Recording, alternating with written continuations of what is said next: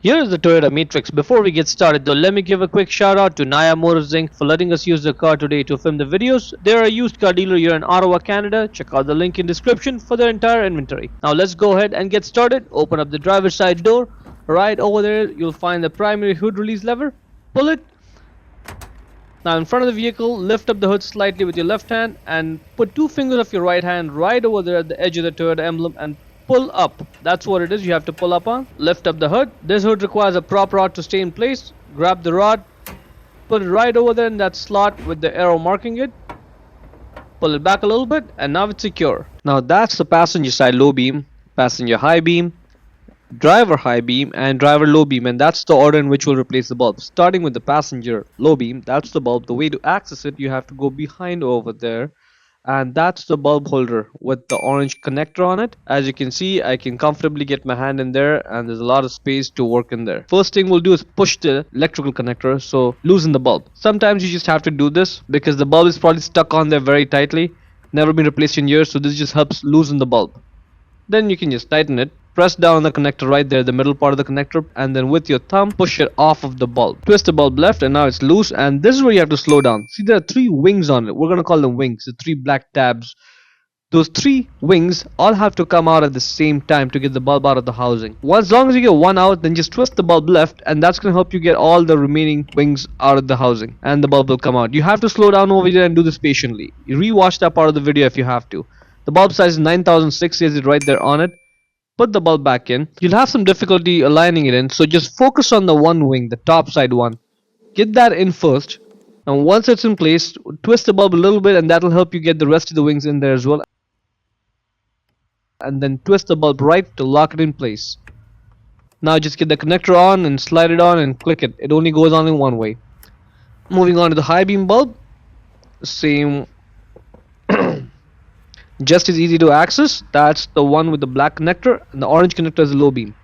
So the black one, I can comfortably get my hand in there, so press the electrical connector, the middle part of it, and use your thumb to slide it down. Now for some reason, if it's not able to come down with just your thumb, get a flathead screwdriver and use that instead of your thumb to push the electrical connector off of the bulb. Get it out. Now twist the bulb left and now it's loose. Again, you may face some difficulty getting it out, and if you do, just focus on the top wing and just get that out. So push on the base of the bulb, that'll help you get the top wing out of the housing. Once it's out, just twist the bulb left. This twisting motion will help you get the other two wings out of the housing. And out it comes. That's good. This bulb is 9005, says it right there on it, 9005. Get the new bulb and put it back in the housing.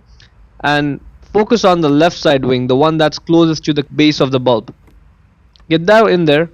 Then twist the bulb right a little bit, and then you'll get the top wing and then the right wing, all three wings inside.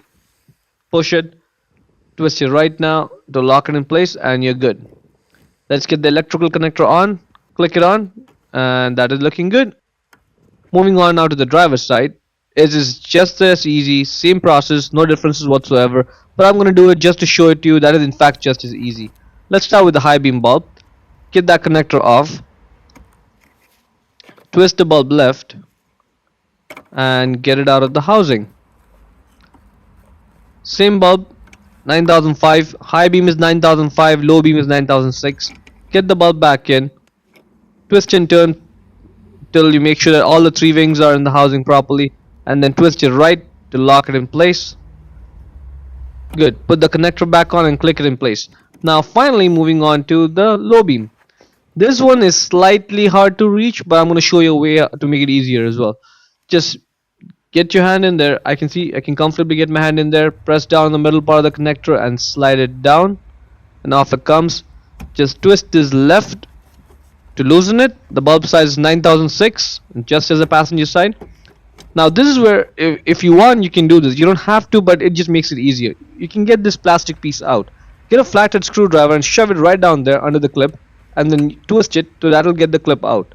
Grab onto this plastic piece and wiggle it left right, and right over there, that slot, it comes off from there.